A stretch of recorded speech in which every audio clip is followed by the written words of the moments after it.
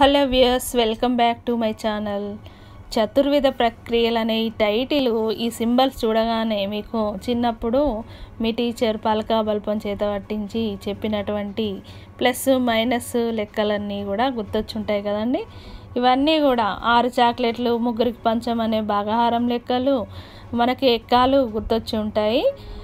అయితే ఈ లెక్కలు మన జీవితాన్ని నడిపిస్తాయి. మరి అమ్మ కడుపులో మనం పడ్డది మొదలు పడగానే అమ్మ లెక్క పెట్టుకునేటటువంటి 9 నెలలు, మళ్ళీ ఆ ఎదుగుదలలో గడిచేటటువంటి సంవత్సరాలు, ఇలా ఎన్నో మన లెక్కలు.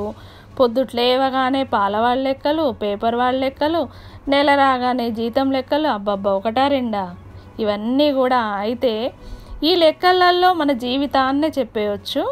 అయితే మనం ఆనందంగా జీవించడానికి కూడా ఈ లెక్కల్ని మనం వాడుకోవచ్చు. మరి మన హ్యాపీగా అందంగా జీవించాలంటే మీ అందమైనటువంటి ప్రపంచాన్ని, మరి మీ జీవితాన్ని మరింత అందంగా కూడా మార్చేసుకోవాలంటే ఈ లెక్కల్ని ఎలా ఉపయోగించుకోవాలో ఒక్కసారి ఈ వీడియోలోకి వెళ్ళి చూడండి.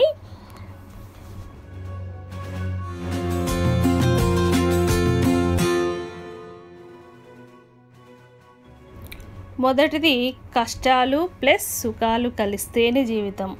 మరి కష్టాలు సుఖాలు ప్రతి వ్యక్తి జీవితంలో కూడా పగలు రాత్రిలాగా వస్తూ ఉంటాయి, పోతూ ఉంటాయి. కష్టం ఉంటేనే సుఖం విలువ అనేది తెలుస్తుంది.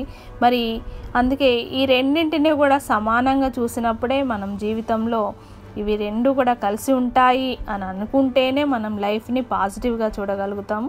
మరి కష్టాలు భరిస్తూ సుఖాల కోసం ఎదురు చూడడం అనేది జరుగుతుంది. కాబట్టి దీని యొక్క ఇంపార్టెన్స్ని గుర్తించండి. కష్టాలు రాగానే బాధపడడం, సుఖాలు రాగానే పొంగిపోవడం అనేది కరెక్ట్ కాదు. నెక్స్ట్ రెండవది తృప్తి మైనస్ అసంతృప్తి కలిగించును మనశ్శాంతి. తృప్తిలో నుండి మనకు కలిగినటువంటి అసంతృప్తిని తొలగించుకుంటేనే మనం మనశ్శాంతిగా జీవించగలుగుతాం. అయితే మనం చేసేటటువంటి కొన్ని పనులు కానీ, ఇతరులు చేసే కొన్ని పనులు కానీ, వాటి వల్ల మనం కొన్నిట్లో తృప్తిని పొందుతాం, కొన్నిట్లో అసంతృప్తి అనేది కలుగుతుంది.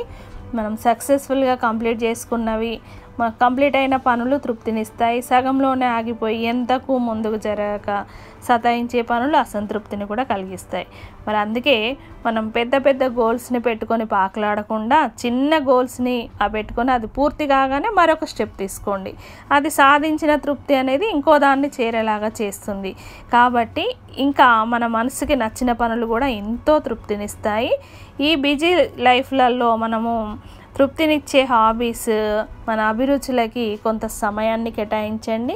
అది సాంగ్స్ వినడం కావచ్చు, డ్యాన్స్ కావచ్చు, చిత్రలేఖనం కావచ్చు, ఇలా ఒక్కొక్కరికి కూడా కొన్ని మంచి హ్యాబీస్ అనేవి ఉంటాయి. కాబట్టి అలాంటి వాటి వల్ల మనం చాలా తృప్తిని పొందుతాం. కాబట్టి మనం తృప్తిలో నుండి అసంతృప్తిని ఎప్పుడూ తీసేస్తూ ఉండాలి. ఇంకొక మూడవది సంతోషం ఇంటూ స్నేహితులు రెట్టించును ఉత్సాహం. మనకి ఎప్పుడు సంతోషం కలిగినా కూడా అది మన ఆత్మీయులతో కానీ, ఫ్రెండ్స్తో కానీ పంచుకుంటే ఆ సంతోషం అనేది రెట్టింపు అవుతుంది. అలాగే బాధ కూడా షేర్ చేసుకుంటే తగ్గిపోతుంది. ఇది మీకు విలోమానుపాతంలో కనిపిస్తుంది.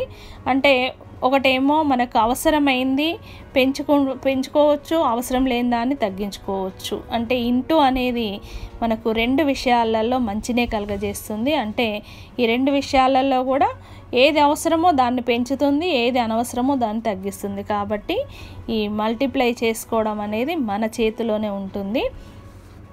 ఇక చివరి దాని విషయానికి వస్తే జీవితం డివైడెడ్ బై కోరికల భాగఫలమే మనకు సంతృప్తి.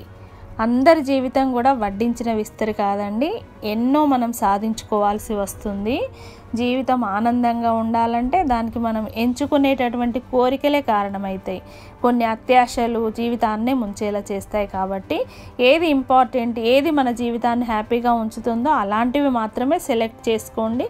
ఉదాహరణకి 100% వంటి మన జీవితాన్ని 1తో భాగిస్తే భాగఫలమేమో 100 ఉంటుంది. అంటే అంత సంతృప్తిగా మనము జీవించగలుగుతాం. అలా కోరికల సంఖ్య కనుక ఎక్కువైతే భాగఫలం అనేది తగ్గుతూ పోతుంది. అలా మన జీవితం మన చేతిలో నుండి జారిపోయే అవకాశం ఉంటుంది. అందుకే తస్మాత్ జాగ్రత్త అండి. ఈ 4 అంశాలు కరెక్ట్గా ఉంటేనే ఇక మీ జీవితానికి ఏ ఢోకా ఉండదు, అంతా శుభమే జరుగుతుంది. సో ఇప్పుడు మీరు ఈ వీడియో కనుక నచ్చితే ఒక లైక్, ఒక కామెంట్ అలా వేయండి. మరి సబ్స్క్రైబ్ చేయడం మాత్రం మర్చిపోకండి. Okay, thank you for watching.